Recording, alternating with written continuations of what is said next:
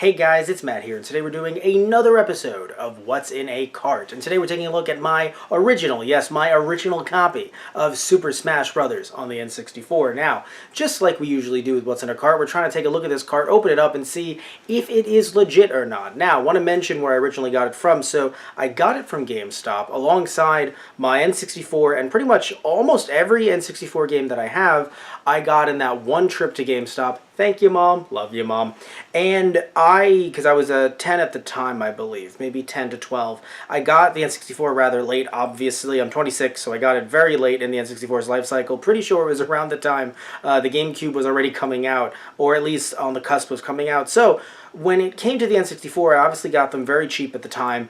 But the reason why I want to check this one out, and maybe this one might not be as legit as originally thought, is because, well, GameStop does have an issue with retro games and selling legit copies of retro games. Now remember though, at the time this wasn't necessarily a retro game. A few years old, but not necessarily retro at the time. So you have to ask, does that mean that there's a better chance that it will be legit? Or could it just be like other games, other higher ticket, not a crazy high ticket games, the original Super Smash Bros., but still somewhat. So, will this potentially be any more bootleg or any more repro. Now, something else to mention as well is that even though I got this from GameStop, it does say Games USA on the side. I don't know what store that was.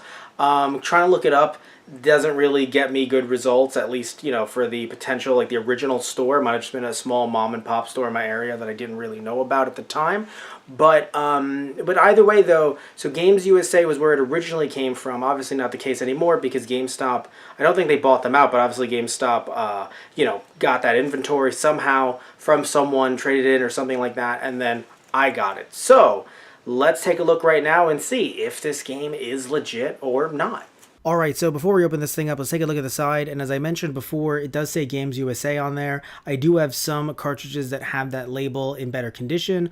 Also, looking at these 3.8mm screwdrivers, which you can open up using a game bit, usually referred to as a game bit, there is some good news. So normally if this was a fake, either they would have normal screws, so they wouldn't have 3.8mm screws, or they would be plastic, and they would actually have to be, the cartridge would have to be potentially pried open. So good news so far. Also on the back there is an N64 label that could have been changed, but better news, by the way, we have this RF shielding, which might look a little bit odd to some of you guys who usually opened up NES cartridges and SNES cartridges in the past, like we have in What's in a Cart, or the way that I've taught you using tutorials. By the way, yes, at this point, you can use a Phillips head screwdriver, so it is much different than the 3.8mm screws, which is crazy to think about, because you would think that that they would, Nintendo would use the same screws no matter what, but no, they actually used Phillips head in this case. So, all right, that's fair.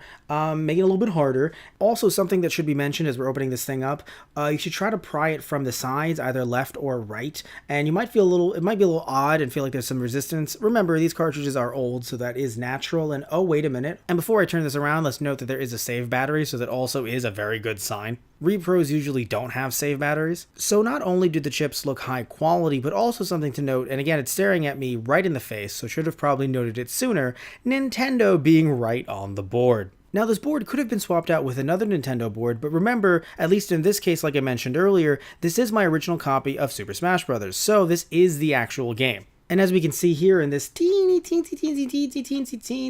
chip, it does say Nintendo on it as well. So, from the looks of it, this game's legit. And look at that. So, thankfully, it was legit. Should have mentioned before, although it should have been implied when I mentioned that it was my original copy. Obviously, we knew it was Super Smash Bros. Going into this, but still, you never know. The game did save, so that also should have been an indicator on my end, but still, you never know. So, but thankfully, now we do know. It is Super Smash Bros., the original, the one and only. I mean, technically not, because there's all those sequels. But either way, it's legit. So, thank you all so much for watching another episode of What's in a Cart. Please remember to like and subscribe if you liked the video. And if you didn't like the video, you could still like and subscribe either way. You totally could. I will not judge you for it. It's okay. You can do it. Just click that button. You can do it. You can do it. Also, by the way, if you want, please comment down below. Tell me maybe any future suggestions for videos or things like that.